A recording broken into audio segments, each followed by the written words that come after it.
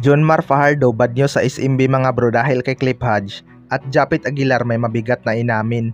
Yan mga bro, pagkatapos mong i-like ang ating video, mag-subscribe na rin kung bago ka pa lang sa ating channel at i-click ang notification bell para lagi kang updated sa ating mga sports balita.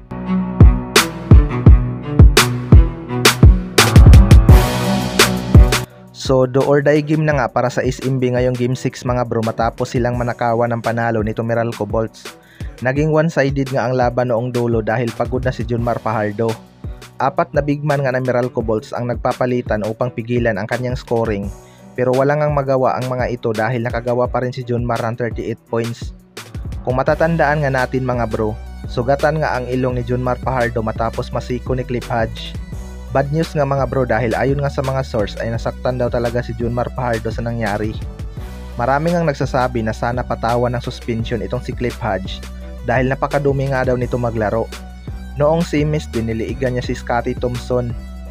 Well, para sa akin mga bro, hindi naman siguro sinadya ni Cliff Hodge na sikuhin si Jonmar Fajardo dahil nag-aagawan nga sila sa ball. To be fair, normal lang naman ang pisikalan mga bro kahit nga si Jonmar Fajardo ay naniniko. Pero hindi nga natatawagan ng foul dahil magulang talaga itong si Jonmar maglaro. Binabaunan nga ni Jonmar ng siko ang kanyang mga defender. Sa kabilang banda naman mga bro, Japit Aguilar may mabigat na inamin. Ito nga si Japit Aguilar ay hindi na ganun ka-impressive ang kanyang performance. Bumaba na talaga ang quality ng kanyang laro mga bro. Isa nga sa dahilan dyan ay ang kanyang edad. Makikita nga natin mga bro na bumababa ng kanyang stamina at mabilis nang mapagod kaya hindi na rin ganun kataas ang kanyang playing time. Nitong Philippine Cup lang ay hirap na makasabay si Japit Aguilar kahit walang import. Minsana na lang din maganda ang kanyang performance partikular na sa scoring department. Inamin nga daw nitong si Japit Aguilar mga bro na malapit na itong magretiro sa PBA at magiging parte na lang ito ng coaching staff ni Coach Tim Cone. Well, isa talaga itong si Japit sa mga kaabang-abang na big man noon dahil napaka-athletic nga nito.